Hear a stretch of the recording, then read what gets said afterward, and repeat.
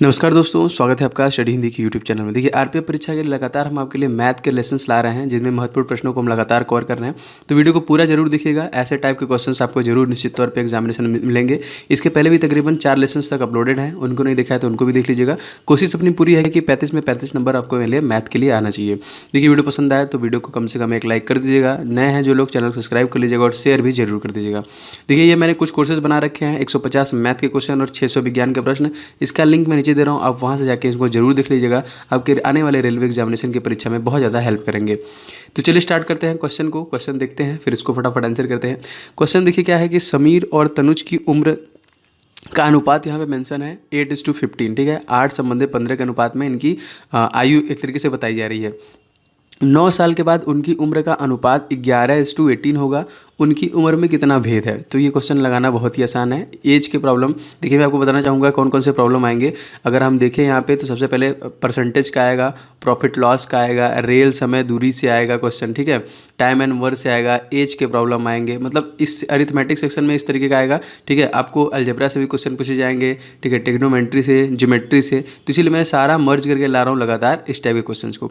तो अब हमको पूछ रहा है उनकी उम्र में भेद पूछ रहा है, तो हम अगर इसको मान लें, अगर हम देखिए यहाँ पे मान रहे हैं कि माना जो है कि समीर की उम्र 8x है। हमने ये मान लिया कि जो समीर की उम्र 8x है तथा अनुज की उम्र 15x है, ठीक है। इनकी आयु में डिफरेंस हमको निकालना था। अब हम यहाँ पे x की वैल्यू अगर फाइंड कर लें तो क्वेश्चन को हम आसानी से निकाल सकते हैं। तो देखिए यहाँ पे हमने क्या किया इस तरीके से। अब देखिए यहाँ पे 8x + 9 जो कि 9 वर्ष बाद पूछ रहा है, डिवाइड बाय 15x + 9 = 11/18 हो गया। अब क्रॉस मल्टीप्लिकेशन करते हैं, तिरिया गुणा करते हैं। चाहे हम देखिए 11 × 15 है, तो यहाँ पे ये हमारा इधर आ जाएगा 165x + 11 × 9 99 हो गया। इस तरह 18 × 8 144 प्लस 18 × 9 162 हो गया। देखिए 44x + 162 = 165l + 99। अब डायरेक्टली घटा दीजिए, 144 का अगर हम इधर लेके आएंगे 165x में से माइनस करेंगे तो हमारा 21x बचेगा। और इसी तरह 99 को हम इधर लेके आएंगे, माइनस करेंगे 162 में से तो हमारा 63 बचेगा। तो हमको यहाँ पे वैल्यू आ गई 21x = 63 आ गया। अब x की वैल्यू निकालेंगे, x = 63/21 काटेंगे, 21 × 63 होता है। तो x की वैल्यू हमने तुरंत फाइंड कर ली। अब पुट करके आप मान निकाल सकते हैं।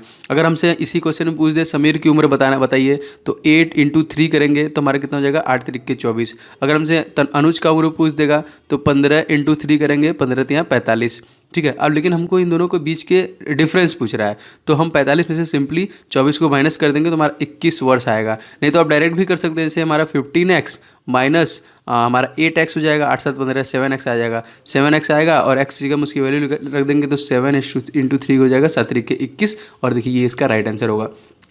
तो एज के प्रॉब्लम आएंगे तो सिंपली आप इस तरीके से सॉल्व करेंगे। वैसे सभी टाइप आपको यहाँ पे डिस्कस किए जाएंगे।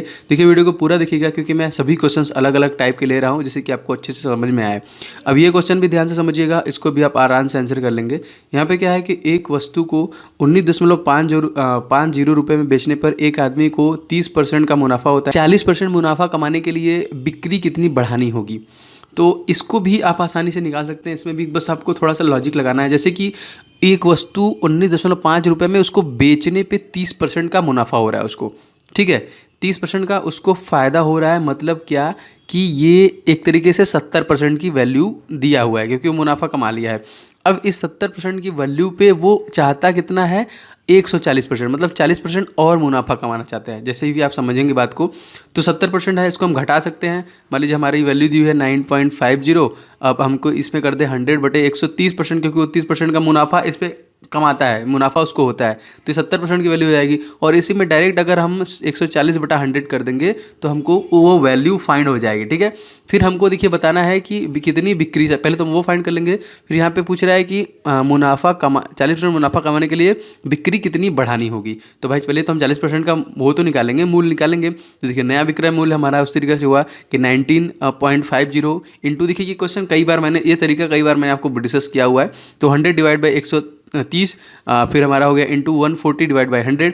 अब काटेंगे 100 से 100 डायरेक्ट कट जाएगा, ये 0 से ये 0 कट जाएगा, ठीक है। अब आप इसको सॉल्व करेंगे तो देखिए क्या होगा, 19.50 × 14/13। यहाँ पे देखिए पॉइंट लगा है, ठीक है। तो यहाँ पे क्या होगा, 13 के 13, 13 दूनी के 26 और 13 दूनी 26 हो गया हमारा। और 13 कम 13, तो हमने जो नया विक्रय मूल्य है उसको निकाल लिया कि 21 रुपये है।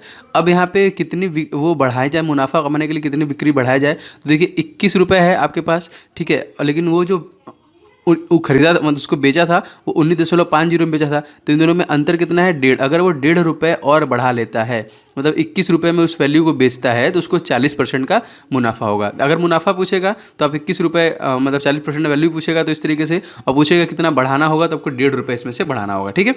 तो भाई इस तरह देखिए लगातार मैंने बहुत सारे लेसन अनअकैडमी बना रखे हैं, मैथ के, आपको साइंस के बहुत सारे दिए है। तो आप अनअकैडमी लर्निंग ऐप पे सिंपली डाउनलोड करके प्ले स्टोर से सिंपली सर्च कीजिए ओम जायसवाल, आप वहाँ से मुझे फॉलो कर लीजिए। अगर आप चाहें तो मैं वो लिंक सीधे डायरेक्टली आपको नीचे दे सकता हूँ, वहाँ से भी जाके आप सारे क्वेश्चन लेसन देख सकते हैं। आपके आने वाले अपकमिंग आरपीएफ एग्जामिनेशन में काफ़ी ज़्यादा हेल्प करेगा, क्योंकि साइंस के, मैथ के, हिस्ट्री, ज्योग्राफी, संविधान के क्वेश्चन मैंने सारे के सारे वहाँ पे आपको प्रोवाइड कराए हैं, ठीक है। आइए अब देखते हैं अगला प्रश्न देखते हैं। अगला प्रश्न भी बहुत ही हमारा सिंपल है, बहुत तेजी मतलब वो नहीं है, बस थोड़ा सा अगर हम इसको मान लेंगे तो क्वेश्चन बहुत आसानी से सही हो जाएगा। देखिए ए और बी का कुल जमा हमारा 800 रुपये है। यदि ए का योगफल बी का 1/3 है तो बी का योगदान यहाँ पे क्या है। ऐसे प्रश्न को अगर हम मान लें तो हम आसानी से लगा सकते हैं, क्योंकि बेसिक एक बार समझ में आ जाएगी तो आप बाकी सारी चीज़ों कर लेंगे। देखिए यहाँ पे कुल मुद्रा हमको दिया है 800 रुपये। मान लिया कि बी का हिस्सा एक्स है, हमने माना कि बी का हिस्सा एक्स है, तो ए का एक्स बराबर क्या हो गया, x/3, जैसा कि कह रहा है कि 3 गुना, ठीक है। यहाँ पे क्या कह रहा है, कुल जमा यदि उसका योगदान 1/1/3 है, बी का 1/3 है, तो हमने ए का हिस्सा निकाल लिया कि x/3 हो गया। अब प्रश्न से देखिए x/1 + x/3 = 800 दिया हुआ है। क्रॉस मल्टीप्लिकेशन कर लीजिए यहाँ पे, ठीक है। तो पहले से हम इसका एलसीएम ले लेंगे, 3x + x / 3 = हम 800 कर लेंगे। फिर अब देखिए यहाँ पे हमारा 4x / 3 हो गया। अब क्रॉस मल्टीप्लिकेशन करेंगे तो हमारा 8 3 के 24, 100 कर लीजिए अभी, या फिर बाद में भी कर सकते हैं, फिर डायरेक्टली काट सकते हैं। तो 4x = 800 × 3, फिर x = हमारा 803 / 3, इसको काटेंगे डायरेक्टली, 4 दूनी के 8, 2 3 600, तो हमको यहाँ पे राइट आंसर निकल के आ गया। देखिए 600 यहाँ पे जो हमारा बी का योगदान होगा उसमें ये दिया हुआ है। तो बस देखिए ऐसे प्रॉब्लम को इसी टाइप के क्वेश्चन के आपको सॉल्व करना है। देखिए वीडियो पसंद आ रहा है, इस टाइप के आपको चाहते हैं लगातार हम आपके लाएँ तो लाइक जरूर कीजिएगा, ठीक है। कमेंट बॉक्स में कमेंट भी कर सकते हैं। अब इस प्रश्न को देखते हैं, इसको हमको कैसे सॉल्व करना है। जैसे यहाँ पे दिया है कि 12 सेंटीमीटर के टुकड़ों की संख्या क्या होगी जो 2 मीटर 40 सेंटीमीटर छड़ से प्राप्त किया गया है।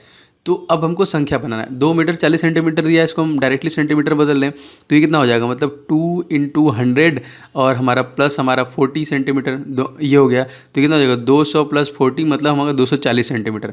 अभी हमको 240 सेंटीमीटर पूरा दिया हुआ है। अब हमको जो टुकड़ों की वो है लंबाई है वो कितनी है, 12 सेंटीमीटर है। अगर हम इसे भाग देते हैं डायरेक्टली, 240 / 12 कर देंगे, 12 दूनी 24, तो हम टुकड़ों की संख्या फटाक से निकालनी है। ये टुकड़ों की संख्या कितनी आ गई, 20। ऑप्शन में दिया है, ऑप्शन नंबर देखिए सी दिया हुआ है। तो हम देखिए यहाँ पे राइट आंसर हमें इस तरीके से फाइंड कर लिया। वही सारी चीज़ें यहाँ पे देखिए मेंशन है, यहाँ पे 14 नहीं, यहाँ पे 12 सेंटीमीटर है। तो टुकड़ों की संख्या बराबर रॉड की लंबाई, जितनी लंबाई है ये हमने फाइंड कर लिया। फिर टुकड़ों की लंबाई कितनी है हमारी, टुकड़ों की लंबाई हमारी 12 है। जब हम भाग देंगे तो हमारा 12 आएगा और यही देखिए इसका राइट आंसर हो जाएगा, ठीक है। नेक्स्ट प्रश्न देखते हैं। देखिए आपको सिंप्लीफिकेशन से भी एक क्वेश्चन आएगा, जैसे मैंने आपसे बताया था कि संख्याओं में विस्तार सरल रूप कीजिए इसको, तो ये भी लगाना बहुत ईजी है, ज़्यादा परेशानी नहीं होगी इसमें। जैसे हमारा यह सब देखिए 6.28 × 10⁴ + 3 × 10⁻² + 5 × 10⁻1। अब आपको इसको वैल्यू फाइंड करना है। तो दशमलव हटा लीजिए आप डायरेक्ट, जैसे 6 दशमलव, मान लीजिए ये 10 के घाते 4 है, मतलब 10 के 1 के 1 के बाद 4 शून्य आपको दिया हुआ है। तो यहाँ पे देखिए ये हो गया 628, फिर इसमें हम 00 ऐड कर देंगे, तो इसका 2 अंक का दशमलव हटाने के बाद भी वो 2 जो बचा था, 0 बचा था, वो हमने ऐड कर लिया। इस तरफ प्लस हमारा दिया है 3 × 10⁻3, मतलब ये डायरेक्टली 300 दिया है। बस आपको उलझाने के लिए इस तरह के क्वेश्चन बनाए गए हैं। अब यहाँ पे 5 × 10⁻1 का मतलब 85 होता है। बस अगर हम इसको सॉल्व कर देंगे तो सारा जाएगा। तो अब देखिए हमारा ये कितना हो जाएगा, इसको जब हम ऐड करेंगे तो देखिए इस तरीके से हमारा निकल के आएगा 62,800, 300 + 50 जोड़ेंगे तो ये 350 हो जाएगा। अब इसमें हम जोड़ दीजिए तो ये आएगा 63,150, इसका राइट आंसर आएगा, जो कि हमारा ऑप्शन में दिया हुआ है। देखिए ऑप्शन नंबर ए दिया हुआ 63,150, ठीक है। नेक्स्ट प्रश्न देखते हैं। जैसे मैंने आपसे कहा कि सभी से आएगा, मेंसुरेशन, ट्रिग्नोमेट्री, सारा कुछ आपको पूछेगा, तो इस टाइप के क्वेश्चन को हम देखते रहेंगे, सभी टाइप क्वेश्चन देखेंगे। देखिए 10 सेंटीमीटर का एक वर्ग बना हुआ है, इसके छायांकित त्रिकोण का क्षेत्रफल पूछ रहा है। ये जो हमारा छायांकित वाला है इसका क्षेत्रफल पूछ रहा है। तो हमको यहाँ पे जो कि वर्ग की एक तरीके से भुजा की लंबाई हमको दिया है कितना, 10 सेंटीमीटर ये लंबाई दिया हुआ है। और वर्ग का क्षेत्रफल हम अगर यहीं से निकाल लेंगे तो 10 सेंटीमीटर × 10 सेंटीमीटर मतलब 100 सेंटीमीटर हमने यहाँ पे निकाल ली। अब आधार मतलब सब कुछ देखिए हम निकाल सकते हैं यहाँ पे। अब देखिए त्रिभुज का क्षेत्रफल निकालना है। देखिए मैं आगे वह दिखाता हूँ यहाँ पे। देखिए वर्ग की भुजा हमको दी है 10 सेंटीमीटर, क्षेत्रफल हमने निकाल लिया हमारा 10 सेंटीमीटर इंटू 10 100 सेंटीमीटर क्षेत्रफल निकाल लिया। अब त्रिभुज की ऊंचाई 10 सेंटीमीटर दी हुई है और त्रिभुज का आधार 1/2 इंटू 10 सेंटीमीटर होगा हमारा, तो ये हो गया हमारा कितना 5 सेंटीमीटर। ठीक है, अब त्रिभुज का क्षेत्रफल निकालेंगे तो 1/2 इंटू 5 सेंटीमीटर इंटू 10 सेंटीमीटर। अब ये देखिए काटेंगे 2 5 10 5 5 25 सेंटीमीटर, ये देखिए इसका राइट आंसर होगा। ठीक है, तो देखिए इसीलिए मैं जितने भी लेसन आपको कराता हूँ सभी को देखा करिए, क्योंकि सभी टाइप के क्वेश्चन उसमें मर्ज होते हैं। नेक्स्ट प्रश्न देखते हैं। इसको देखिए सिंप्लीफाई करना है, कुछ करना नहीं है, सिंप्लीफाई तरीके से इसको सॉल्व करना है। अब 5 बचे 5 के क्यूब इंटू 2 इंटू 3 का स्क्वायर कर रहा है यहाँ पे, तो 5 बचे 25 पंजा 125 हमको यहाँ पे दे रहा है, इंटू हमको कह रहा है 2 3 6 6 के 36 हो गया। अब इसको आप सॉल्व कर लीजिए तो हमारा आएगा आपका 4500। राइट आंसर हमारा आएगा देखिए 4500, जो कि हमारे ऑप्शन नंबर ए में यहाँ पे मेंशन है। ठीक है गाइस, देखिए इसी टाइप के जितने भी क्वेश्चंस बनेंगे मैं लगातार आपको लाऊंगा। अगर आपको चाहते हैं इस टाइप के वीडियो आए, नीचे कमेंट बॉक्स में कमेंट कीजिए, लाइक कीजिए, शेयर कीजिए, चैनल पर नए हैं तो सब्सक्राइब भी जरूर कीजिएगा। बाकी जितने भी इंपॉर्टेंट वीडियो के लिंक हो गए मैं नीचे आपको प्रोवाइड करा दूंगा, आप वहाँ से जाकर देख सकते हैं। Thank you guys, thank you so much, thanks for watching this video.